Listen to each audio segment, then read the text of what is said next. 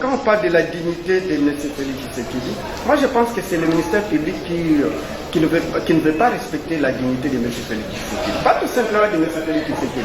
Des paroles qu'Amizelo. Hier, Félix Tshisekedi était opposant comme moi. Mais il était respecté par l'administration Kabila. Tous, vous avez vu ici, même aux États-Unis, en France, je prends d'abord les grandes démocraties, les États-Unis, la France et Grande-Bretagne. Quel candidat, parti opposé, qui peut dire à un président de la République, même aux États-Unis on l'arrête. Même aux États-Unis on l'arrête. Vous voyez que Kabila était plus démocrate. Même aux États-Unis on l'arrête. Donc il était opposant comme moi. Demain je peux être aussi à sa place. Ce qui est vrai, je ne vais pas vous traiter comme vous nous traitez. Parce que c'est humaniste. Parce que je suis conscient que je suis devant mes frères.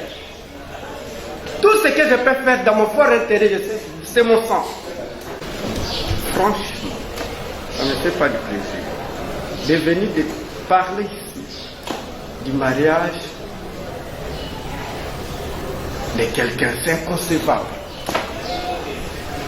Inconcevable de parler du mariage ici de M. Félix Tshisekedi. Moi, je pensais, pour l'image du pays, je sais, les infractions, vous les sélectionnez selon votre besoin. Mettez le même terrorisme comme vous voulez. C'est votre droit le plus inaliénable. Mais parler du mariage, on en parle. Nous avions demandé le mariage, ce n'est pas les formes de sexe de l'ange. Est-ce que le président, vous avez l'acte du mariage qu'on vous a présenté par le ministère public? Ou moi-même aussi je puisse voir ça comme ça? Ça, j'ai l'impression comme si c'est lui qui veut noyer son chien, la crise des rages. Nous sommes dans la même situation. Et c'est la dictature juridique. Pour faire taire ceux qui viennent avec la vitesse de la mauvaise politique. C'est une stratégie qui marche des siècles et des siècles. Mais cette fois-ci, je ne pense pas que ça va marcher. Je vous ai dit, pour notre dignité comme peuple, on n'allait pas parler du mariage. Comme pays, vous n'avez pas présenté l'acte. Je n'ai pas la haine contre quelqu'un, mais je dénonce le mal qui peut mettre notre existence en cause. L'histoire me donnera raison, l'avenir me donnera raison, l'histoire me renseigne très bien. Raison pour laquelle, de tout ce qu'on peut parler, à la fin nous disons dialogue. C'est un signe d'amour. La valeur africaine. Si, ministère public, vous qui représentez le Congo, la nation, que je dirais la moelle épinière de la société, c'est-à-dire la justice, vous vous comportez comme des gens, des membres de partis politiques, ça, croyez-le-moi, vous ne construisez pas, vous détruisez. Donc pour moi, si vous étiez juste l'émission est à l'intégrité, comment vous aviez sélectionné que paroles? Pourquoi? Un temps, vous avez un co-débatteur qui a traité un héros national, des faux mariages, Laurent Désiré Kabila. Il y a une loi aussi qui les protège. Pourquoi le ministère public n'en parle même pas? Vous avez choisi votre camp. C'est clair. Assumez-vous. Vous avez choisi votre camp. Ne soyez pas soumis à une monarque, mais à une loi. L'article 150 vous dit, vous avez une telle autorité, c'est la loi. Et cette loi, nous la respectons à maintes reprises. Si vous traitez A, traitez aussi B. La personne va vous traiter, vous dire comme ça. Donc, Monsieur le Président, pour terminer de ce que j'ai dit, donc, ministère public, pour me synthétiser, n'a pas présenté l'acte du mariage. Non, je ne vois pas l'acte du mariage. Et M. Félix Tshisekedi, il faut être clair, parce que c'est vous qui avez choisi les infractions. Moi, j'ai honte d'en parler. Je vous avais dit, comme un homme politique, oui, mais il est papa. Il est yaya. il est honte. C'est comme ça qu'on nous a éduqués. Pour notre dignité comme peuple, je n'allais pas voir l'infraction des faux témoignages du mariage d'un chef de l'État. Non. Ça, je trouve que... Et dès qu'ils ont mis ça, il a fallu qu'ils viennent. Mais ces paroles, qui a menti? Voilà là. Là, je me tais. Je suis cloué juridiquement et politiquement. Et sociologiquement, je suis totalement cloué. Mais n'ont pas fait ça. Donc, Monsieur le Président, nos demandes, ce que nous avions constaté, nos demandes n'étaient pas respectées. En soi, j'ai l'impression comme si celui qui veut noyer son chien, la quisse dérange. Voilà, d'accord. Bien aimé, vous venez de suivre la vidéo de Parole à Camisello. Comme je vous avais dit, que nous allons revenir et essayer un peu d'en parler. Ensemble avec vous, nous allons nous entretenir autour de cette vidéo aussi. Voilà, Parole à Camisello devant la justice congolaise. Vous savez pourquoi est-ce qu'on en parle? Pour une simple raison. On dit toujours que c'est la justice qui élève une nation. La justice étant une colonne vertébrale d'une nation. Et voilà, lorsque la justice est malade, le pays est par terre. Déjà, souvenez-vous que le chef de l'État, le président Tshisekedi Antoine Tshilombo, avait dit que, c'est explicitement, voilà, et il avait dit que, voilà, que la justice congolaise était malade. Ça, c'est le chef de l'État, Félix Antoine Tshisekedi, qui a déclaré cela, qui en a même affirmé, si vous voulez. Et la question que nous nous posons d'un moment à l'autre, à quel moment cette justice a-t-elle reçu, comment dirais-je, la guérison? Et avant même la guérison, il faudrait une série de traitements. Est-ce que la justice congolaise a-t-elle subi ou reçu une série de traitements pour enfin qu'au jour d'aujourd'hui, nous puissions parler de la guérison? Tout ça, c'est les questions que les Congolais se posent à ce net moment par rapport aux affirmations du chef de l'État. Mais lorsque nous voyons des citoyens et Congolais devant la justice, on se pose tant de questions à savoir, est-ce devant une justice malade que les gens, les Congolais, sont-ils jugés, ou bien devant une justice qui n'est plus malade? Voilà, donc ensemble avec vous, nous allons partager cela aujourd'hui, bien-aimés. Merci. Salutations le plus fraternelles à tous les amis, à tous les sympathisants de la MAT. Merci de vous savoir assis nombreux. Plan succès à vous, plan succès à vos entreprises. Que la paix qui surpasse toute intelligence garde vos cœurs ainsi que vos pensées. Merci de nous faire confiance à tous ceux-là qui se sont abonnés. Que la paix qui surpasse à toute intelligence garde vos cœurs ainsi que vos pensées. Voilà. Bien-aimés, rapidement, nous allons revenir sur la vidéo des paroles à Camisello. Mais avant ça, laissez-moi vous proposer ce qu'a été l'interview, ou si vous voulez la déclaration de Antonio Guterres. Voilà, et là nous étions dans les 39e sommets, les 39e sommets de l'Union africaine. Monsieur Antonio Guterres, toujours dans ses œuvres, il a encore fait une déclaration. Écoutons cela et revenons juste après pour commenter. On y va. Antonio Guterres, monsieur le secrétaire général des Nations Unies, bonjour. Bonjour, c'est un plaisir d'être avec vous. La chef de la MONUSCO a atterri jeudi à Goma, en RDC. Un symbole, l'aéroport est fermé depuis 1 an et c'est la rébellion de l'AFC M23, soutenue par le Rwanda, qui contrôle cette ville congolaise. Cela fait plus de 7 mois que les différents accords de Washington puis de Doha ont été signés et qu'ils ne sont pas appliqués. Comment la MONUSCO peut-elle faire pour faire appliquer le cessez-le-feu? Il faut premièrement reconnaître que nous avons eu un certain nombre d'accords, c'est vrai, mais que les combats ont poursuivi et que l'attitude des deux parties est plutôt belligérante. Alors, on peut signer des accords, mais s'il n'y a pas de confiance, ces accords ne vont pas résoudre le problème. La MONUSCO n'a pas la capacité d'imposer la paix, ni le mandat, ni la capacité.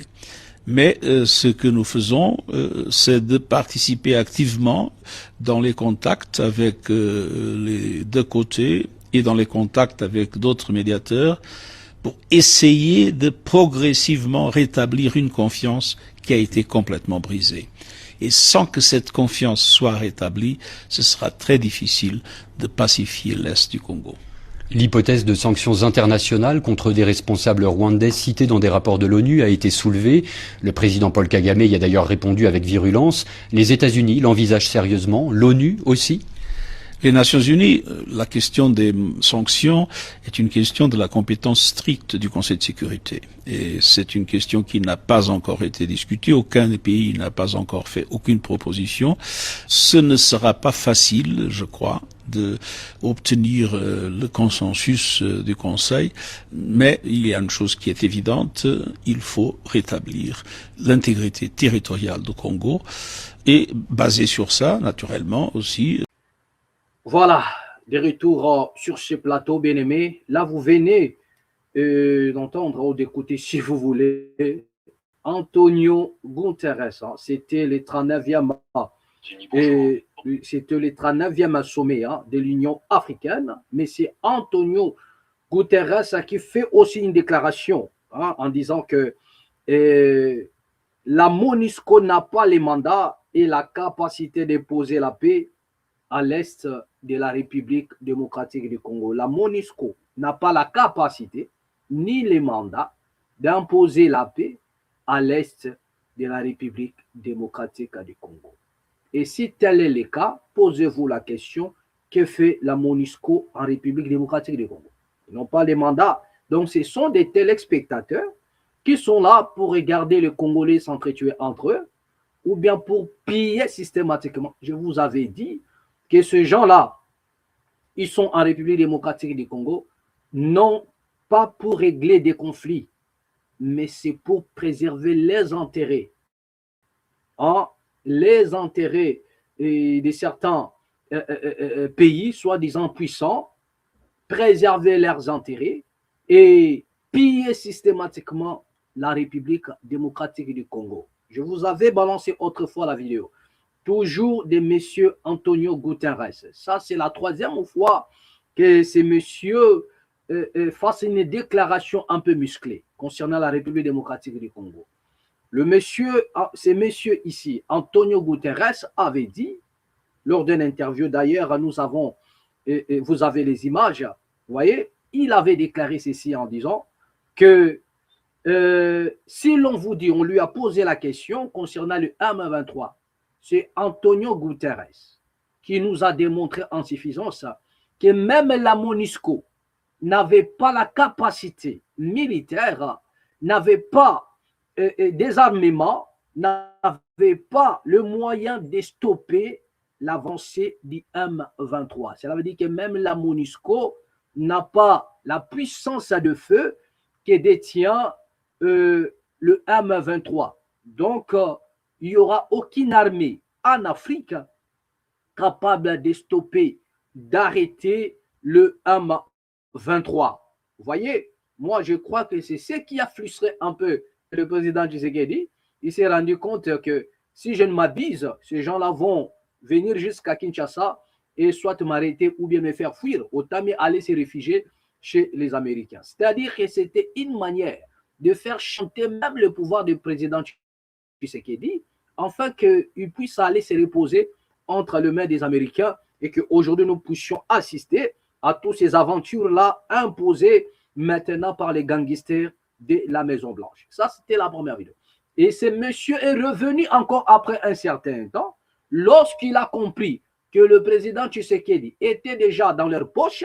Le président Tshisekedi avait déjà engagé les pays à Washington. Le président de la République avait déjà offert sur un plateau en or comment dirais-je, la République démocratique du Congo et son sous-sol. M. Antonio Guterres est revenu pour changer encore le message en disant, on lui pose la question, est-ce que le M23 va arriver à Kinshasa et récupérer le pouvoir? Le monsieur ici répond en disant que si l'on vous dit que le M23 va arriver à Kinshasa, c'est du bluff. Voilà ce qu'a été l'intervention, encore une fois, concernant la République démocratique du Congo, après avoir récupéré Tshisekedi dans leur poche.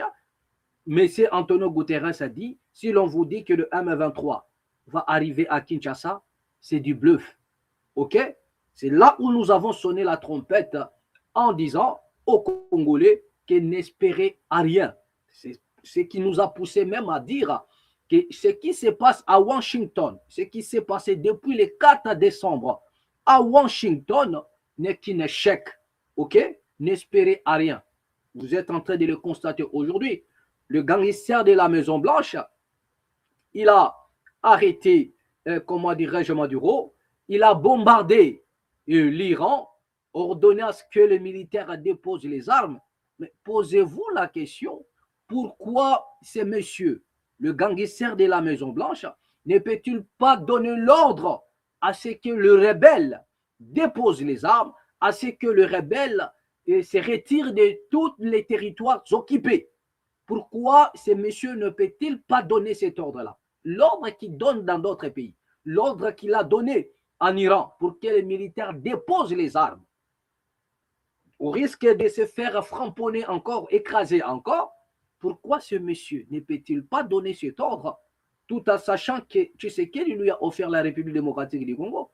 Pourquoi ne peut-il pas donner l'ordre à ce que les rebelles se retirent comme ils se sont retirés d'Ouvira et se retirent de tous les territoires occupés en République démocratique du Congo pour que nous puissions parler enfin de la souveraineté nationale?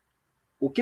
Ça, il ne peut pas le faire parce que ce qui déstabilise la RDC, c'est le même personne qui joue au sapeur-pompier. Donc voilà le jeu, parce que ce sont des ennemis de l'Afrique, les ennemis de la Renaissance africaine, les ennemis de la RDC.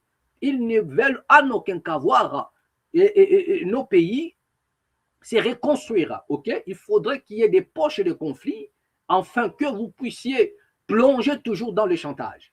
Voilà ce qui se passe à ce net moment. Donc là, vous venez de suivre ce monsieur qui dit ils n'ont pas le mandat ni la capacité d'imposer la paix. Et posez-vous la question, OK, qu'est-ce que la RDC est partie faire aux États-Unis? Posez-vous la question, c'est quoi, ça sert à quoi la présence de tous ces gens ici en République démocratique du Congo? Si ce n'est que faire des déclarations inutiles. Oh, j'appelle à toutes les parties à observer la paix. Voilà, c'est tout ce qu'ils savent faire.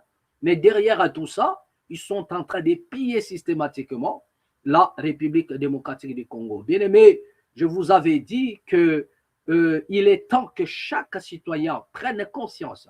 Chaque citoyen doit prendre conscience que l'ère n'est plus à la distraction. Nous n'allons plus nous laisser berner par des petites paroles persuasives de la politique qui n'ont qu'un impact, mais c'est le temps pour nous de s'élever et d'agir d'une manière ou d'une autre. La raison pour laquelle ici, nous parlons de la révolution ou rien, pour mettre dehors, pour brouter dehors tous les ennemis de la République démocratique du Congo.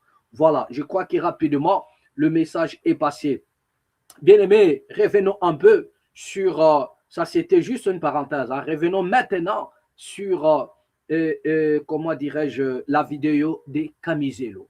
Vous venez de voir M. Camizelo parole, voilà, être jugé. Il s'agit bel et bien de la justice congolaise. M. Camizelo, avec son sang-froid, qui n'a pas peur, OK? Nous avons toujours dit que la justice élève une nation. Et nous avons posé les problèmes ici. Selon les déclarations du chef de l'État, la justice est malade. Et à quel moment la justice congolaise a subi son traitement? Et à quel moment doit-on parler de la guérison de cette justice-là? Et à chaque fois, les citoyens congolais sont confrontés, sont devant la justice, on se pose la question. Sont-ils jugés dans une justice déjà guérie, ou bien toujours dans une justice qui est malade.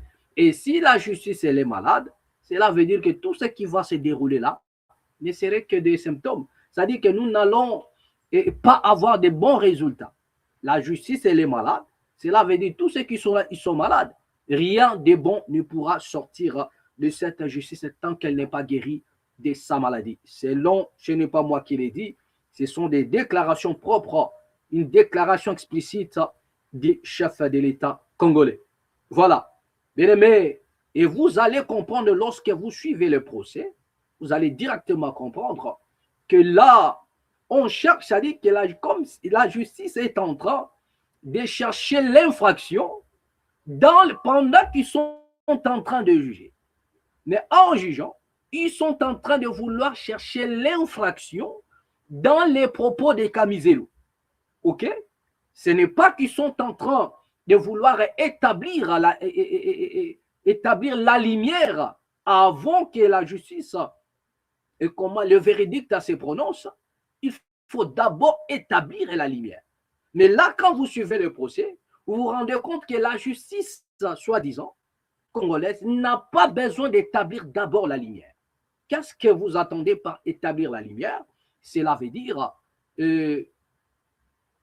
démontrer toute chose à part le fait. Déjà, nous disons qu'il n'y a pas un feu sans cause. OK? Il n'y a pas un feu sans cause.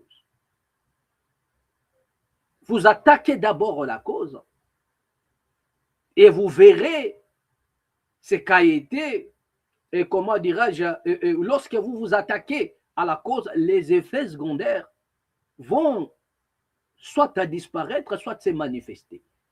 OK? Mais là, nous avons besoin de comprendre qu'est-ce qui a poussé Kamizelu à tenir ce genre de propos, afin qu'aujourd'hui, il se retrouve devant la justice congolaise. La première des choses, ce monsieur est en train d'évoquer une histoire, comme quoi il a été enlevé. OK? On lui a imposé, vous avez remarqué, il y a eu des vidéos, un gangster ou un citoyen congolais, et avec l'arme, comment dirais-je, devant, il a dit que non, on m'a pointé l'arme, j'avais l'arme pointée sur moi, et on me demande, on me dit, comment dirais-je, de demander pardon. La justice est passée outre. Quelqu'un explique qu'on m'a enlevé. On m'a amené dans un endroit où je ne connaissais pas. Et là, vous avez vu les images. Il a été filmé. Et ce kidnappeur, c'est comme ça qu'on doit le dire, ce kidnappeur lui demande de demander pardon. Excusez-moi pour cette tautologie. On lui demande directement, devant le média, devant la vidéo, de demander pardon. Et la justice ne s'interroge même pas, ne cherche même pas à savoir Kamizelu a été enlevé par qui. Parce que ça, ce n'était pas la justice. Mais qui a kidnappé Kamizelu et qui a filmé Kamizelu et lui imposant de demander pardon devant les médias. Ça a été filmé. Là, la justice est passée outre. Donc, ils ne cherchent pas à savoir qui ont fait ça. Qui ont fait ça? De quel droit ont-ils fait cela? Ils n'ont pas cherché à savoir. Et par là, nous avons compris que nous avons affaire à une justice qui n'est pas encore guérie. Il est même tombé dans le coma. Ça, ce n'est pas moi qui l'ai dit. C'est même Sango Israël Mutombo qui avait dit par rapport à cette affaire de Nicolas Kazadi, il a dit, cette fois-ci, il est enterré. La justice est dans la tombe. La justice est dans la tombe. La justice est dans la tombe. On ne cherche pas à voir qui a kidnappé Kamizelu, qui lui a fait faire cette vidéo pour demander pardon. Et il explique tout. Et la deuxième des choses, le monsieur explique que c'est lors d'une émission où il y avait un co-débatteur. Dans la psychologie, on dit il y a toujours la réaction d'un stimulus. Une fois vous brûlez quelqu'un, vous prenez le feu, vous mettez sur sa peau, la personne doit réagir Mais l'on pose la question, qu'est-ce qui pousse à la personne de réagir? Mais c'est le fait qu'on a mis sur sa peau. Voilà la réaction d'un stimulus. OK? Voilà. D'accord. Donc, et Camizelo a réagi dans un plateau. Et il pose encore les problèmes. Il dit, nous étions face, c'est-à-dire, nous étions dans une émission. Il y a eu un débat. Je n'étais pas le seul. Je n'ai pas vomi ces propos comme ça. Donc, essayez un peu de regarder l'intégralité de cette vidéo, si vous voulez. Et après, essayez un peu d'établir le fait. La justice, une fois, pour la seconde fois, elle est passée outre. Camizelo persiste à l'air disant.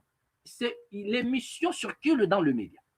Vous avez la capacité de reproduire encore cela. Donc, prenez l'émission dans son intégralité et vous allez comprendre pourquoi est-ce que j'ai réagi ainsi. La justice, elle est passée outre. C'est-à-dire qu'ils n'ont pas eu le temps de comprendre que non, Camizelo a réagi par rapport soit à une attaque ou à des propos injectés par son co-débatteur. Ils n'ont pas, c'est-à-dire qu'ils ont coupé la poire en deux, comme on dit. Ils ont coupé la poire en deux et ils ont choisi une partie. C'est-à-dire que ce qui est de parole déclarée par son co-débatteur, on s'en fout de cela. Nous allons prendre ce qu'a été tes déclarations. Mais nous posons la question. Qu'est-ce qui était à la base de la déclaration de Camizelo? Qu'est-ce qui a fait en sorte que Camizelo fasse ce genre de déclaration? Voilà ce que nous disons. À un moment donné, nous souffrons au-dedans de nous. En regardant cette justice, nous disons, mais Bandeko Bazosili, ça n'a faculté de droit. Est-ce qu'on les apprenne là-bas? Ils apprennent quoi? C'est qu'ils finissent dans la faculté de droit. Et nous disons ceci, que le droit étant une science exacte, ce n'est pas de cette manière-là. Parce que dans le droit, on a besoin de faits, on a besoin de preuves. On a besoin de preuves. Et nous disons que c'est aussi une science exacte. Voilà ce que nous disons. Mais ce n'est pas cette justice qui insulte le droit. Cette justice qui bafoue même des choses. C'est-à-dire que ça, ce n'est plus la justice. Le chef de l'État avait dit que la justice était malade. Au moins, c'est la justice, mais qui est malade? Mais ce que nous sommes en train de vivre en République démocratique du Congo, lors des procès, vous vous rendrez compte, vous devriez chercher un autre nom à coller à cela. Ce n'est plus la justice. Ce n'est plus la justice. Et même dans la faculté de droit, à l'université, partout dans les instituts supérieurs, il faudrait changer de nom. Ce n'est plus le droit. OK? Parce qu'on ne peut plus, on ne peut pas apprendre le droit dans l'université et venir appliquer des choses qui n'ont rien à voir, ni la tête, ni la queue, avec le droit. OK? Donc, vous comprendrez que la justice n'est plus en République démocratique du Congo. OK? La justice n'est plus. Et je ne sais pas si le chef de l'État ne se rend pas compte que la justice-là qui était malade n'existe même plus. Et ça fait la honte. Et ce sont des procès médiatisés où le monde entier nous regarde. Et ça fait la honte de voir ce genre de réactions. OK? Et vous allez voir, regardez un peu l'attitude de Camizelo. Il s'est rendu compte qu'il est face à des personnes, d'abord, qui ne font pas les poids sur le plan intellectuel, qui n'ont pas la capacité, ils n'arrivent même pas. C'est-à-dire que, et le ministère public, autant qu'ils étaient là, Camizelo s'est rendu compte qu'il est en face des personnes qui ne font pas. La raison pour laquelle il s'est rendu compte en disant qu'il est face à une justice militante.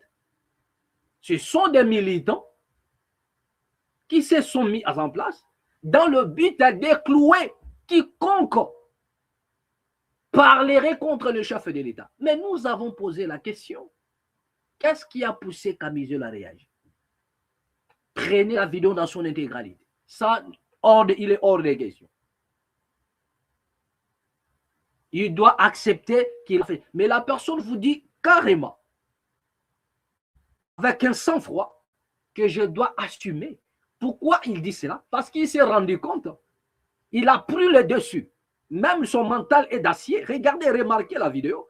Camizelo s'est rendu compte qu'il est en face à des militants qui ne font pas leur travail, mais ils sont juste en train de défendre quelqu'un.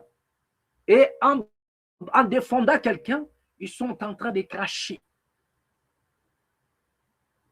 sur la colonne vertébrale des nations, la justice. Et ça fait mal. Bien aimé, je vous ai toujours dit, c'est au Congo qu'on a appris toujours la justice. On a condamné quelqu'un pour un vol intelligent. On se pose la question. Demandez tous les étudiants qui sont dans la faculté des droits si un jour les étudiants ont déjà entendu ce genre de paroles.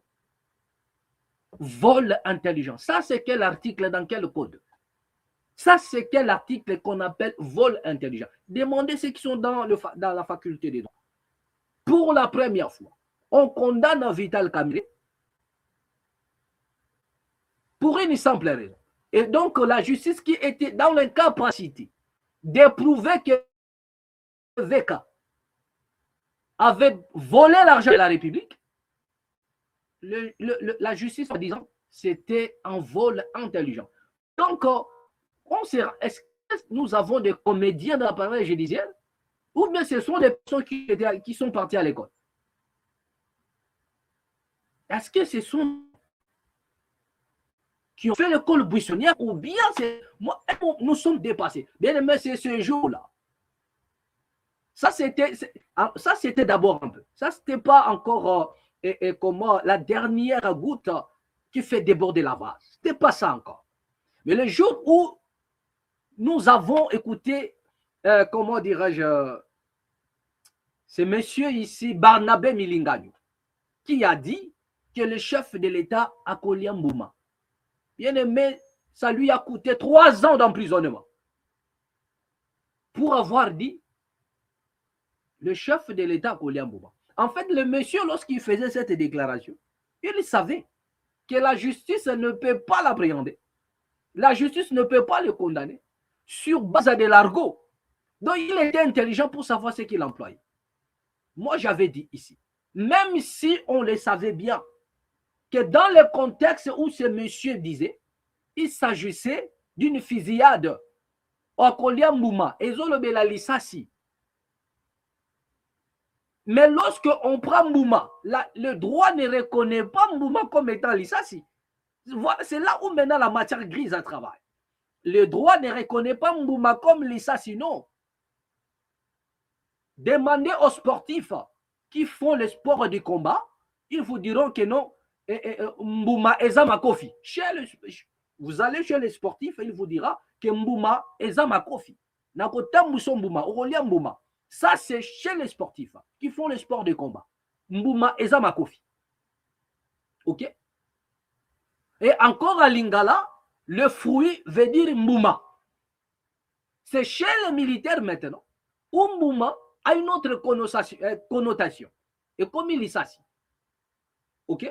Donc tout ça, ce sont des l'argot. Les mêmes mots Mbouma, dans chaque catégorie, il change un peu sa forme. Il change un peu, comment dirais-je, et sa signification. Il est autre chose. Chez les sportifs, Mbouma, c'est autre chose. Chez les machins, c'est autre chose. OK? Et tout ça, c'est les labos. Mais la justice ou le droit ne peut pas aller emprunter ou bien puiser dans les largots pour condamner quelqu'un. Même si l'on sait, selon le discours de Barnabé, il s'agit de Lissassi, il s'agit d'un coup de balle, il s'agit des balles. Mais tellement le droit est propre. Le droit, c'est la science exacte. Le droit est vraiment propre. Il ne peut pas aller s'en servir à des largots pour condamner quelqu'un pour faute de preuve. C'est le jour-là où je fais comme Caïphe. Lorsqu'il était devant Yehoshua, il dit, es-tu le fils, es-tu le roi de Hérodim? Es-tu le roi des Juifs? Il a dit, tu l'as dit. Et qu'est-ce qu'il a fait? Le grand prêtre Caïphe, il a déchiré. OK? Il a déchiré son habit sacerdotal Parce qu'il était en face de quelqu'un qui a dit qu'il était le fils des dieux, qu'il était le roi de Hérodée. Il a déchiré ses vêtements. Bon, nous ne sommes pas dans la règle. C'est le jour-là où j'ai déchiré comme Caïphe. Cela veut dire que j'avais mal de voir comment est-ce que l'on insultait l'intelligence. L'intelligence. On bafouait l'intelligence. Je ne sais pas, par des pseudos, avocats, juges, tout ce que vous connaissez là. On a condamné VK pour faute de preuve au vol intelligent. Mais démontrer qu'il a... Je vous avais dit, dans un pays sérieux, lorsque vous êtes dans l'incapacité d'éprouver que ce monsieur a volé, faites appel aux experts. Il y en a des experts qui peuvent arriver, qui sont capables de vous démontrer en suffisance par certaines traçabilités, jusqu'à remonter la filière jusqu'à la personne qui a détourné. Il y en a des experts. Mais la justice, par son orgueil, soi-disant la justice, par son orgueil, ils ont conclu en disant que c'était le vol intelligent, 20 ans de plus. Donc, de théâtre sur théâtre. OK? Et même si nous le savons bien, que Vital Kamerhe était pour quelque chose, personne ne peut l'ignorer. Que VK était, c'est-à-dire qu'il en faisait partie. Baïba Kimbongwana. VK le sait parce que ce sont eux les acteurs de ce vol intelligent. Mais la justice est propre. Si vous n'avez pas la capacité de prouver qu'il a volé, vous devriez la quitter. Et même si c'est vrai, mais la justice ne doit pas aller prêter dans de l'argot ou bien créer, inventer des mots rien que pour inculper ou arrêter quelqu'un. Bien aimé, ça fait la honte. Et voilà ce que nous sommes en train de vivre avec Parole Kamizelu, qui a pris le dessus sur la justice. Regardez, vous savez, il y a une dame qui est là, il s'acharne même sur quelqu'un. Vous sentez que ça, c'est tendancieux en fait, c'est ce qu'elle est en train de faire. Il est en train de s'acharner, au lieu de poser des questions, permettre à ce que l'accusé réponde. Non. Ça veut dire que elle arrive même à hausser la voix jusqu'à... il veut faire peur à Kamizelu. Et ce n'est pas de cette manière-là qu'on fait le job. Et Kamizelu a un mental d'acier. Il est en train de maîtriser, nous constatons qu'il est en train de maîtriser le tribunal. Il est en train de maîtriser. Regardez comment est-ce qu'il se défend lui-même plus que même ses avocats. Et ça fait la honte. Jusqu'à quand allons-nous assister à des bêtises pareilles? Jusqu'à quand? Et le même Kamizelu, toujours devant la justice, il leur dit que je suis malade. Ma santé ne me permet pas, suite à ce que j'ai vécu là-bas, ma santé ne me permet pas de parler. Écoutez la réponse de la justice. Même si tu es malade, s'il faudrait mourir, tu dois mourir ici. Donc, bien aimé, mais c'est fini, ça y est, c'est fini. Ça, ce n'est plus la justice, c'est les militants qui sont là. C'est les militants de l'UDPS, ce sont des militants qui sont venus juger quelqu'un, un citoyen.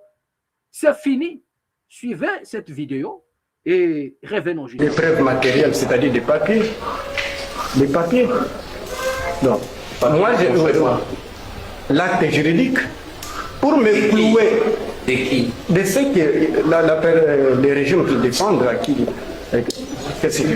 donc pour me clouer doublement, ils ont l'intérêt de venir avec l'élément matériel pour me clouer. Non. Moi je pense ici, monsieur le Président. Vous êtes poursuivi pour avoir... Où est la requête?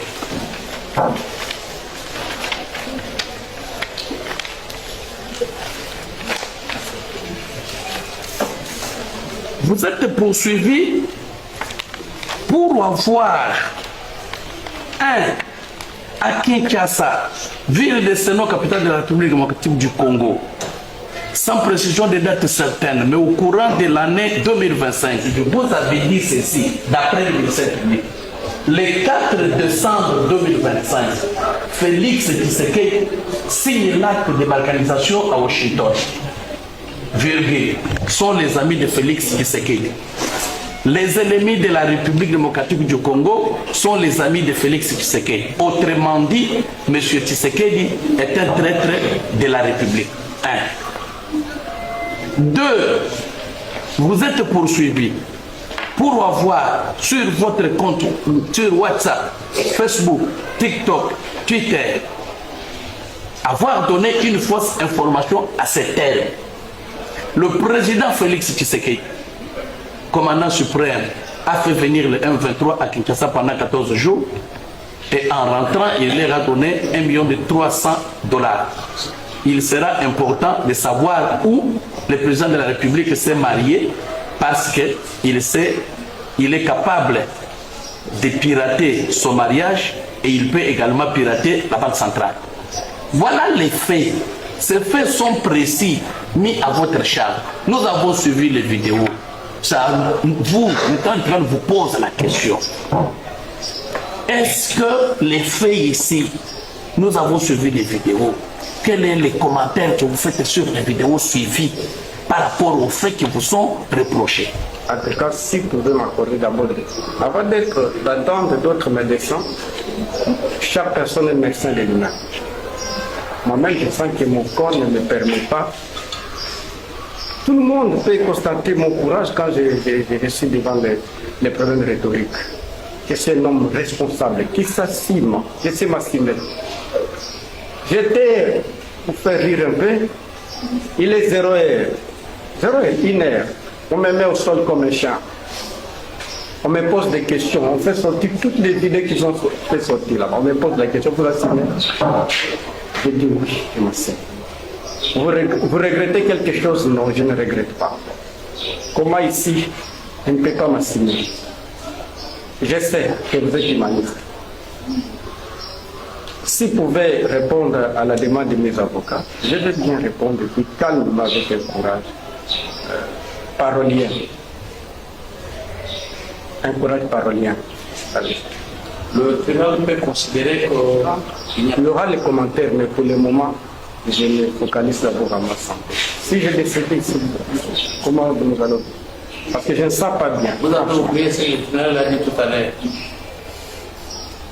Même si vous avez envie de mourir, vous ne mourrez pas ici. S'il faut mourir en dehors d'ici. En 1338, il y a une peste qui a sévi. Les gens pensaient que la prière peut aider, la peste noire. La population était disparue, 30%. Si la prière était une solution, l'hôpital n'allait pas se moquer de la charité. Au départ, au Moyen-Âge, l'hôpital était créé par la première étape pour l'idée de la prière. C'est-à-dire, l'homme doit se soigner. Je suis scientifique, je ne crois pas au obscurantisme. La prière n'a jamais aidé un peuple, ni développé un peuple, ni guéri un peuple. C'est de ma santé. En tout cas, je vous demande votre clémence, monsieur le Christ, de retourner la nouvelle. Voilà, bien-aimés, des retours sur ce plateau. Vous venez de suivre Camizelo, toujours devant la justice, qui dit, voilà, je suis malade. Ma santé ne me permet pas. Ce qui est aussi dans son droit, comme étant un citoyen, pas un criminel. Et même les criminels ont des droits.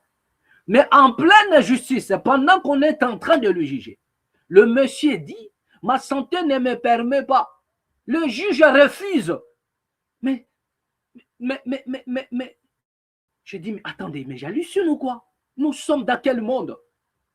Hein? Un accusé qui dit ouvertement que je suis malade, ma santé ne me permet pas de continuer. Laissez-moi le temps d'aller me ressourcer un peu. On lui dit, s'il faudrait que tu meurs là, tu vas mourir là devant la justice. Mais nous, ça, ce n'est plus la justice. C'est la jungle. C'est vraiment, c'est sauvage et c'est méchant. Donc, cherchez autre. Je vous ai dit, enlevez le nom justice. Mettez notre nom. Parce que lorsqu'on dit justice et qu'il n'y a pas la justice et que le monde constate qu'il n'y en a pas, ça fait la honte. De qui se moque-t-on en disant qu'il y a la justice, mais nous voyons bien que ce n'est pas la justice. Ce n'est même pas de l'injustice, mais cherchez seulement un autre nom à coller là-bas. Même dans la faculté des droits en République démocratique du Congo, on doit enlever ces noms-là. Bien aimé, c'est trop fort de constater des choses pareilles. Un homme qui vous dit qu'il ne se sent pas bien, mais on lui prive même le droit. OK? Il dit non, s'il faudrait que tu meurs là, tu dois mourir là. Nous, ce n'est pas notre affaire. Hein. Que tu sois malade ou pas, tu dois rester là. Regardez comment est-ce qu'on est en train de violer le droit d'un citoyen qui n'a pas volé, qui n'est pas un criminel. C'est le péché qu'il avait parce qu'il a dit que le chef de l'État, s'il a piraté les mariages, il peut pirater et comment la banque centrale. Pour avoir dit que le président n'est pas marié légalement. Et on est obligé de le priver même le droit d'aller se soigner. Alors qu'il est déjà entre la main de la justice. Il est là. Il doit être jugé. Vous devriez établir l'infraction et faire tomber le verdict si vous voulez. Mais lorsque quelqu'un est dans ses droits, on doit respecter ses droits. Mais déjà, vous avez refusé de regarder la vidéo dans son intégralité pour voir ce qu'a été. Qu'est-ce qui a poussé Camizolo à réagir ainsi? Vous refusez de le faire. Et pire encore, on lui refuse à l'instant le droit d'aller se soigner. Non, il fallait insister pour qu'il y ait un peu une clémence, je ne sais pas quoi. Mais dans un premier temps, vous avez vu le juge à riposter en disant non, il est hors de question. S'il faudrait mourir là, on peut. Est-ce que c'est comme ça un juge d'abord? C'est-à-dire, vous comprenez déjà le juge, sans qu'on le dise, sans que nous puissions même critiquer, ça prouve en suffisance, c'est un militant. Mais un militant qui vient juger avec la haine. Un militant qui vient juger avec la haine. Rien que la réponse du juge prouve en suffisance que c'est un militant. Et ce n'est pas de cette manière-là. Le Congo va s'élever vers le haut. Vous êtes en train de détruire la nation. Vous êtes en train de tuer le Congo. Vous êtes en train de potifier, de crucifier, si vous voulez, le Congo. Vous êtes en train de jeter de l'opprobre sur l'intelligence, sur la justice. Vous êtes en train la justice qui ne plus, mais vous, même ce qui ne plus là, vous êtes en train d'assassiner cela. Voilà ce que vous faites. Nous, on ne dit pas que personne doit être jugé. Le chef de l'État est protégé. Le chef de l'État est protégé comme tout autre citoyen. Il n'y a pas que le chef de l'État qui est protégé. Tout autre citoyen. Chaque citoyen, chaque individu est protégé par la loi. OK? Chaque citoyen est protégé par la loi. La seule différence, c'est que lui, c'est le chef de l'État. OK? Voilà. Si le chef de l'État est protégé contre les outrages, chaque citoyen aussi est protégé contre l'outrage. Vous n'allez pas outrager quelqu'un et puis on vous dit que non, lui, comme il n'est pas le chef de l'État, vous pouvez l'outrager. Ça n'existe pas. Le même loi qui protège le chef de l'État, c'est le même loi qui doit aussi protéger chaque citoyen de la vie. Chaque citoyen. Vous n'allez pas outrager ou bien proférer des mensonges contre le chef de l'État et on vous arrête et vous proférez les mensonges contre un citoyen lambda et on vous arrête pas. Non, il est hors de question. Si ces derniers portent plainte, on doit vous arrêter. OK? On doit vous arrêter. C'est-à-dire que la loi protège le président, la même loi. Cette même loi protège aussi chaque citoyen. Et nous sommes tous égaux devant la justice. Et chaque citoyen mérite d'être bien traité. Comment quelqu'un qui ne se sent pas bien, il vous dit je ne me sens pas bien, mais à l'instant on lui refuse d'abord. Un juge, c'est comme un père. Il a un cœur large. Il ne doit pas avoir un penchant dans un premier temps. Il doit laisser son travail et lui remplacer. Il doit laisser ce qu'il a appris lui remplacer. Il ne doit pas agir par des émotions d'un militant. Non. Lorsqu'on est juge, on laisse le travail, la justice faire le travail. C'est la justice qui doit faire son travail. C'est ça la différence, bien. Et Camizelo, je crois que dans la suite des temps, il a constaté que la messe, elle est déjà dite sur lui. Lorsqu'on est en face à des militants, donc on n'espérait pas à une libération, mais la condamnation de Camizelo ferait la honte de la République, parce que c'est un procès de la honte. Voilà ce que nous disons. Voilà ce que nous sommes en train de déclarer. Voilà. Bien-aimés, comme si cela ne suffisait pas. Tofandika Kaboye, vous avez des députés provinciaux. Les députés qui sont en train de pleurer, bien-aimés, pas possible. Ils ne sont pas payés. 6 mois impayés depuis que Adolphe Muzito est là. Ils ne sont pas payés. Mais lorsque Muzito est venu là, lorsqu'il a été nommé, moi je vous avais dit, le pouvoir du président Tshisekedi a encore ajouté l'un des plus grands voleurs du grand chemin, Adolphe Muzito, un expert en matière de vol de deniers publics, un expert en matière de vol de deniers publics. C'est-à-dire que même de Nicolas Kazadi n'ont pas le niveau de ces messieurs. Et ils sont tout le temps dans leurs œuvres. Les députés, ils sont là en train de pleurer comme pas possible. Ils ne sont pas payés. Adolphe Muzito, depuis qu'il est là, plus de 6 mois. Alingo libéré Mbongo na bangote. Et par-dessus tout, c'est les policiers qui doivent les arrêter.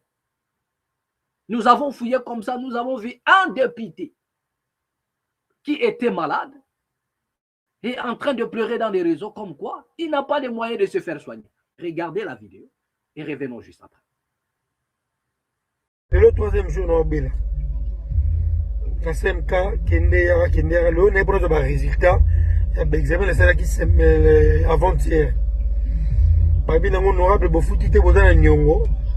Il faut foutre des résultats, nous avons beaucoup d'examens. Et puis, il faut se mettre kiss. Donc, comme il y a un examen, il faut la salle à Misato. Parmi moi, ça l'a déjà valé à 125 $. Moi, ça l'a été. Il faut la foutre en bon. Tu foutre à maté, tu foutre à maté. Pas avantage, on va débuter dans la ville pour faire ça, ça bisa aux anamoti. Tout soit gâté. Bureau, président Lévy, tout ça wapi. Maman Germaine Tinyama, tout ça wapi. Kester, Moubenga, rapporteur Congolo, rapporteur adjoint, Samba, honorable. On est où là? Député, mais il est humilié comme ça. Babo, pour ce résultat, pour foutre un bon côté. Honorable, tu fais du vraiment.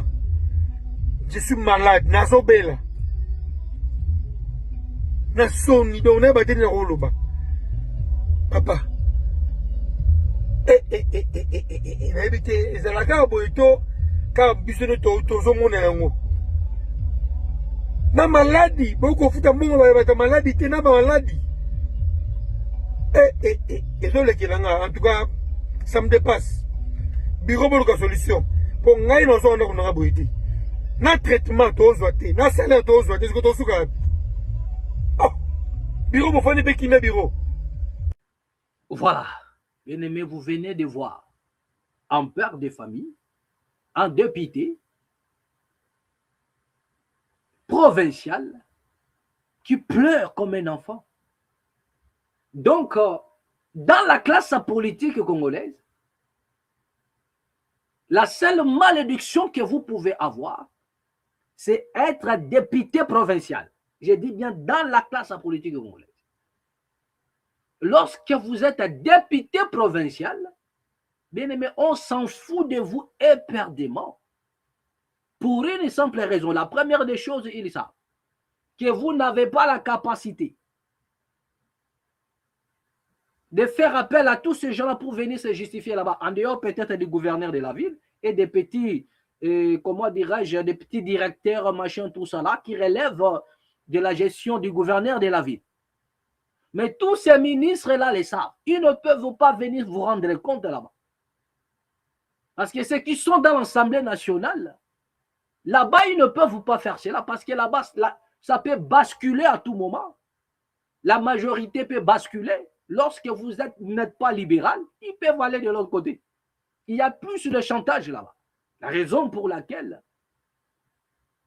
ils sont bien entretenus, les députés nationaux.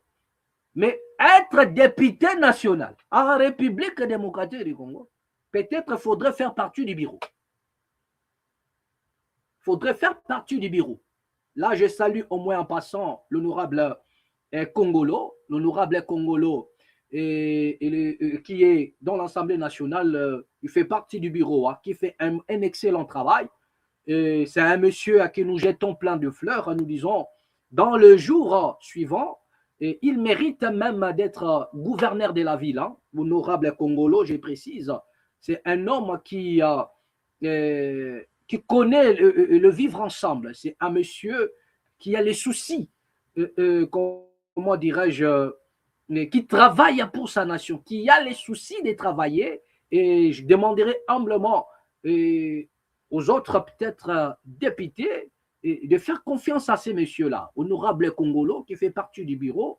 Voilà, donc c'est un monsieur à qui les députés doivent faire confiance. Et dans le jour qui arrive, j'ai dit, voilà même des têtes bien faites pour gouverner la ville de Kinshasa. Moi, je crois que ce monsieur peut changer des choses via son cœur.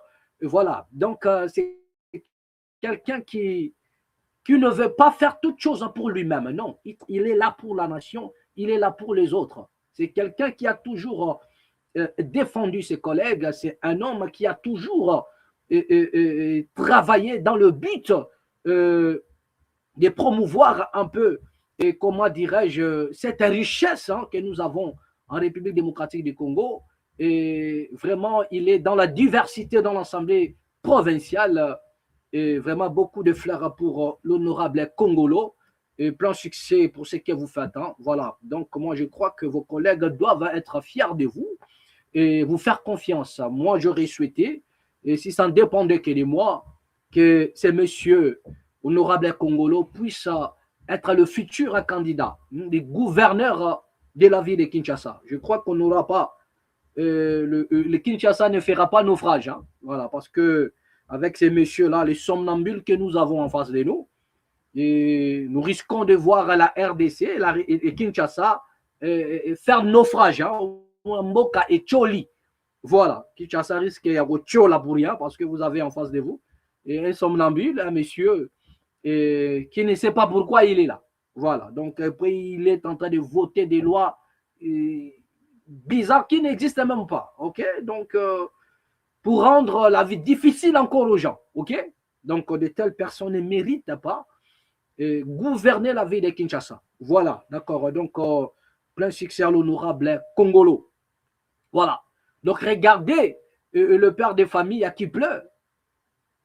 Son seul péché d'être député provincial. Azol et la payer son argent, il doit aller se faire soigner. Il n'y en a pas. Vous êtes des députés provinciaux. Vous ne pouvez rien contre nous. Donc, pleurez comme vous voulez. Dans la République démocratique du Congo. Et si les députés, un député provincial pleure comme ça, mais la population n'en parle même pas. La population n'en parle même pas. N'en parle même pas. N'en parle même pas. Bien aimé, l'heure est grave, extrêmement grave. L'heure est vraiment extrêmement grave. Nous n'avons pas droit à l'erreur. Nous n'avons pas droit à l'erreur. Bien aimé, nous avons besoin de bien prendre conscience. Nous avons besoin de prendre conscience et de s'élever.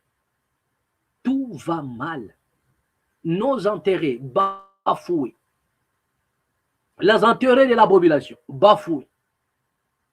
Dans une nation où on peut casser les maisons des gens, laisser la population à la belle étoile, là où il y a des enfants, il y a des bébés. Des enfants qui vont à l'école et l'État ne se soucie même pas. Il ne se pose pas la question. Comment ces enfants feront-ils pour aller à l'école lorsque leurs maisons sont cassées? Ça, ce n'est pas son affaire. Son problème, c'est de casser et démerdez-vous. Voilà encore la gestion en République démocratique du Congo. Voilà ce que nous appelons gouvernance. Voilà ce que les gens appellent gouverner. On peut casser la maison des gens qui ont acheté leur portion de terre.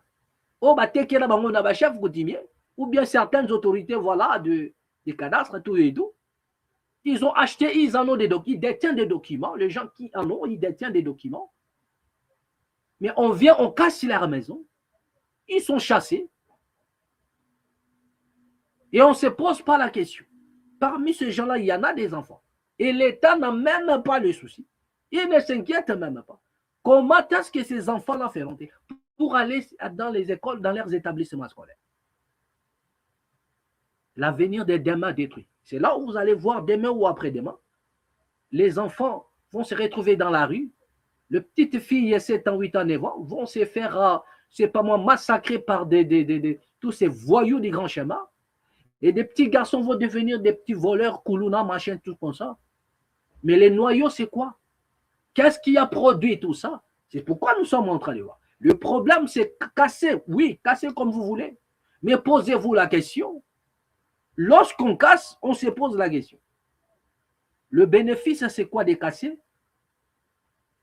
Et quelles sont les conséquences que la population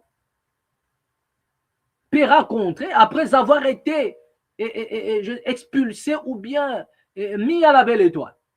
Les conséquences, c'est quoi? Non, nous, ce n'est pas notre affaire. On ne calcule pas ça. Nous, c'est casser ou rien.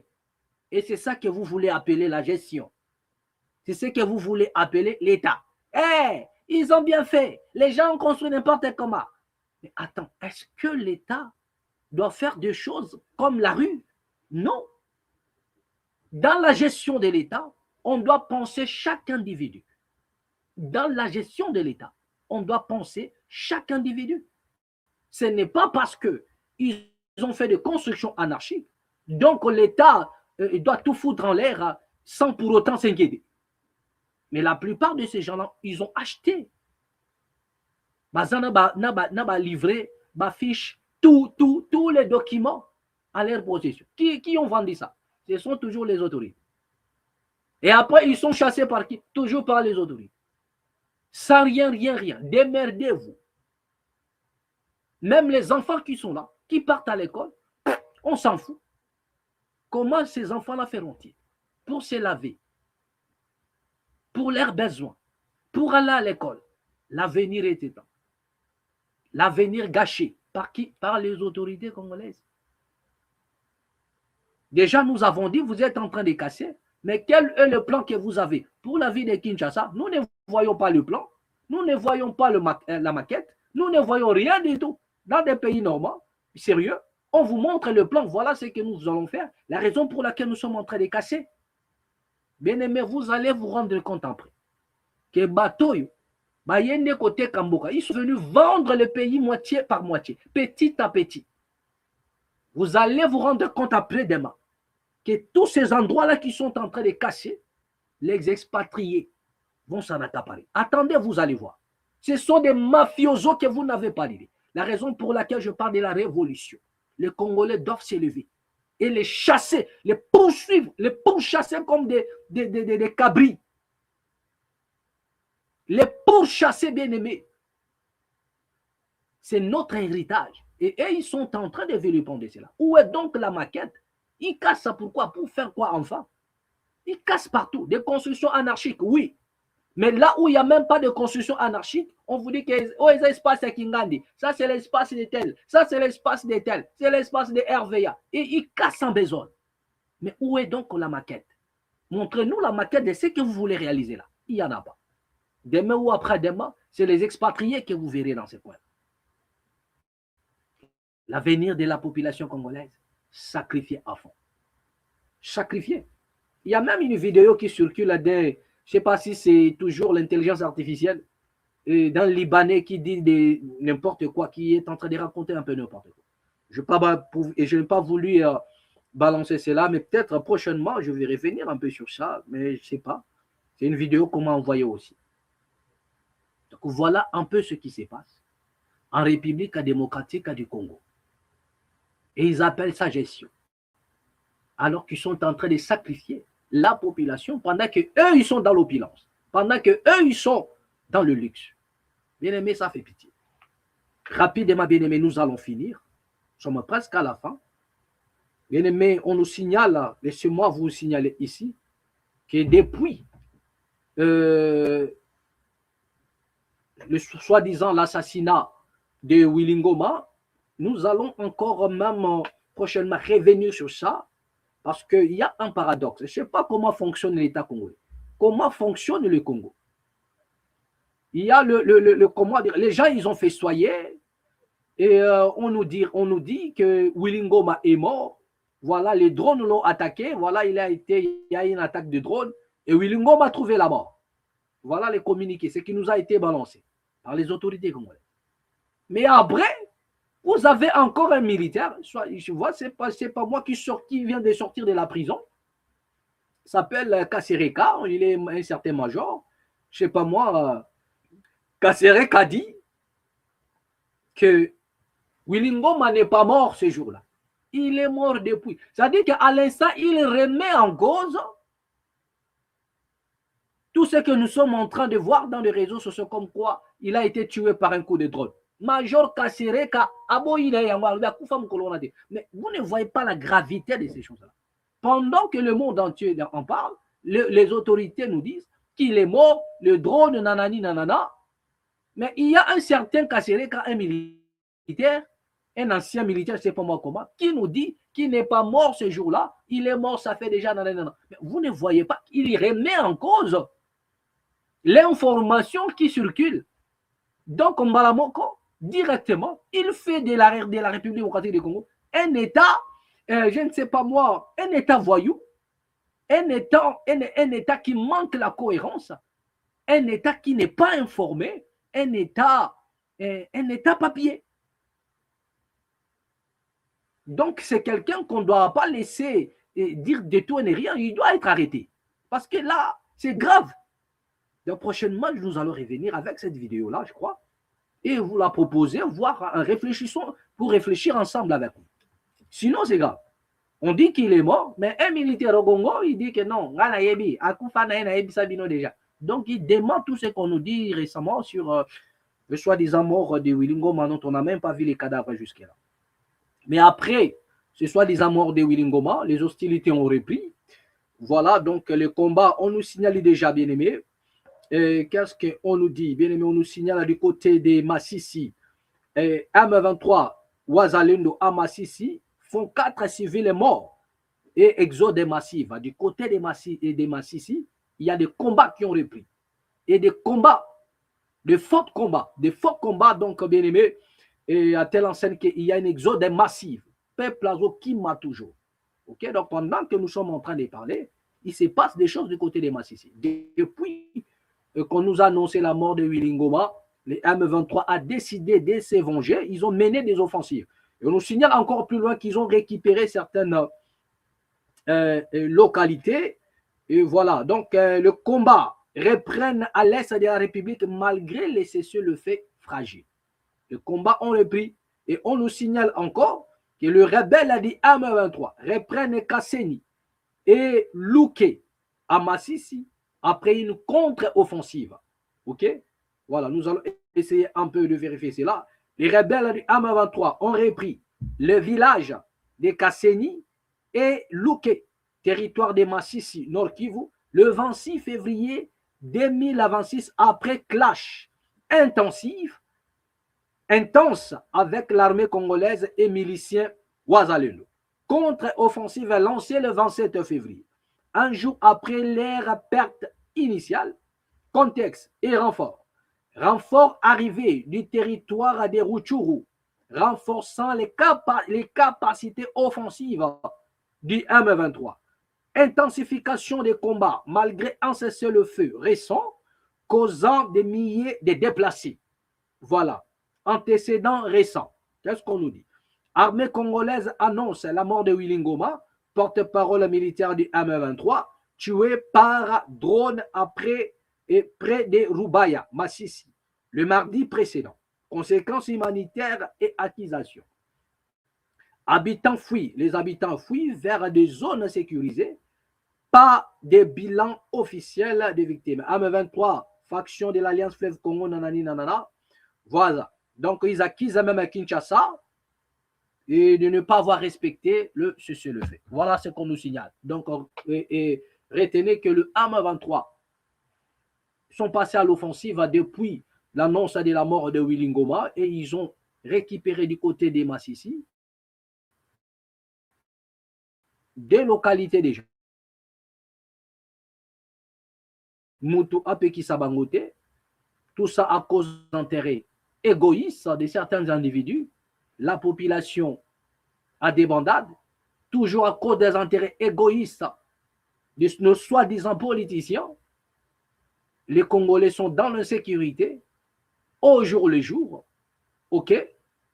Les Congolais dorment à la belle étoile à cause des intérêts égoïstes. Les Congolais abandonnés sur leur propre sang à cause des intérêts égoïstes. Raison pour laquelle nous disons, lorsque la cause elle est juste, la victoire elle est certaine.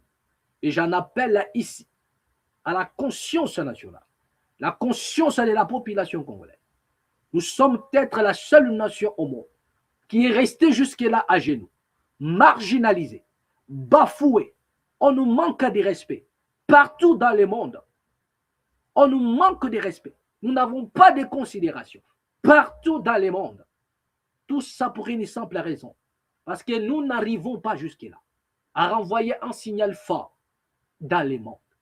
Bien-aimé, il est temps de changer les choses. Si toi et moi, on s'élève pour changer les choses changeront. Mais si tu ne t'élèves pas, les choses ne changeront pas non plus. Bien-aimé, le respect se mérite.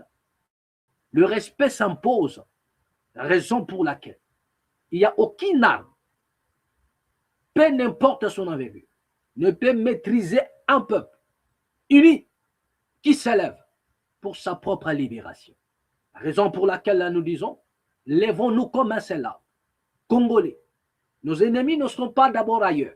Ils sont d'abord en Kinshasa, en République démocratique du Congo. Lèvons-nous et mettons dehors, prenons dehors tous les ennemis. OK? Nous allons attaquer à la cause. Les effets secondaires vont disparaître. Vous avez les ennemis qui sont là, qui servent les remparts, des ponts, pour que les ennemis extérieurs viennent nous massacrer. Bien-aimés, il est temps que nous puissions nous lever, sortir des tombeaux et prendre conscience que la nation nous appartient. Et nous le disons, que peu n'importe le temps, les Congolais sortiront de leur tombeau. Peu n'importe le temps, les Congolais sortiront de leur tombeau. Le feu de la révolution s'allume déjà et il va embraser la République. Chaque citoyen prendra conscience que vous le voulez ou pas, nous avons aujourd'hui un peuple hypnotisé, un peuple pris en otage, un peuple bloqué sur tous les plans mystiques, sur tout ce que vous connaissez, un peuple hypnotisé, passionné à la distraction. OK? Mais devant et son destin, il est aveugle. Et bien aimé, la trompette que nous sonnons va faire tomber les écailles de vos yeux. Les Congolais sortiront de leur tombeau. Peu n'importe le temps. La justice et le jugement surgiront de quelque part. Voilà. C'est ici que nous allons mettre un point final. Merci à tous les amis qui nous ont suivis. Partagez la vidéo au maximum. Et n'oubliez pas de vous abonner massivement. Ici dans la Mat officielle. À nous revoir prochainement au prochain numéro.